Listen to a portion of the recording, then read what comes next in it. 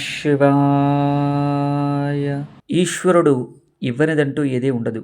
ఐశ్వర్యంతో పాటు సకల విభూతులు కలగజేస్తాడు. మృత్యుముఖం నుంచి కూడా బయటపడేస్తాడు. అలాంటి అద్భుతమైనటువంటి మంత్రము, స్తోత్రము ఇది. దుర్వాసో మహర్షి రచించినటువంటి స్తోత్రాన్ని చదివిన వాళ్ళకి ఫలితం అనంతం, అనిర్వచనీయం, అద్భుతం. ఓం శాంతం పద్మాసనస్థం శశిధర్మకుటం పంచవక్త్రం త్రినేత్రం శూలం వజ్రం చ ఖడ్గం పరశుమభయతం దక్షభాగే వహంతం నాగం పాశం చ ఘంటాం ప్రళయహుతవహం సాంకుశం వామభాగే నానాలంకారయుక్తం స్ఫటికమణినిభం పార్వతీశం నమామి.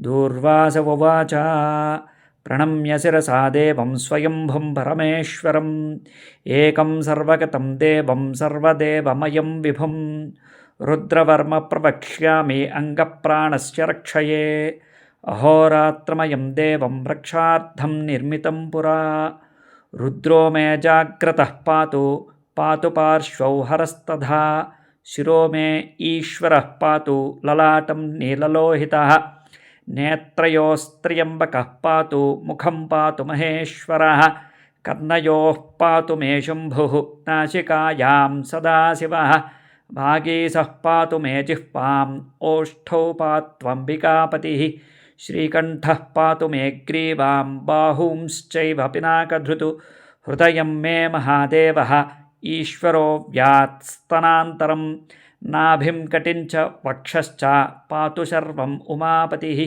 బాహుమధ్యాంతరం చైవ సూక్ష్మరూపః సదాశివః స్వరం రక్షతు సర్వేషు గాత్రాణి చ యథాక్రమం వజ్రశక్తిధరం చైవ పాశాంకుశధరం తథా గండశూలధరం నిత్యం రక్షతు త్రిదశేశ్వరః ప్రస్థానేషు పదే చైవ వృక్షమూలే నదీతటే సంధ్యాయాం రాజభవనే విరూపాక్షస్తు పాతు మాం శీతోష్ణాదధకాలేషు తుహినద్రుమకంటకే నిర్మనుష్యే సమే మార్గే త్రాహి మాం వృషభధ్వజ ఇత్యేతద్రుద్రకవచం పవిత్రం పాపనాశనం మహాదేవప్రసాదేన దూర్వాసో మునికల్పితం మమాఖ్యాతం సమాసేన నభయం విందతి క్వచిత్ ప్రాప్నోతి పరమారోగ్యం పుణ్యమాయుష్యవర్ధనం విద్యార్థీ లభతే విద్యాం ధనార్థీ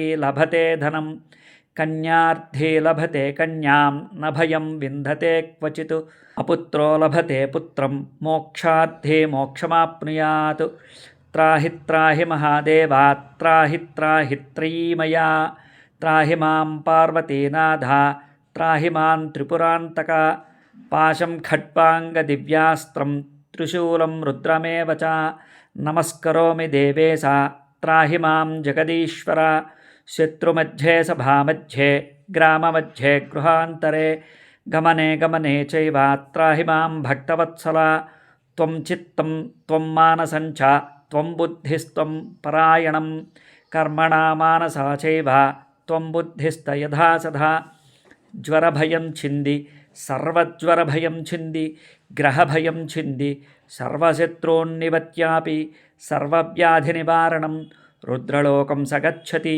రుద్రలోకం సగచ్చత్యోన్నమ ఇతి స్కందపురాణే దూర్వాసముని ప్రోక్తం శ్రీరుద్రకవచం.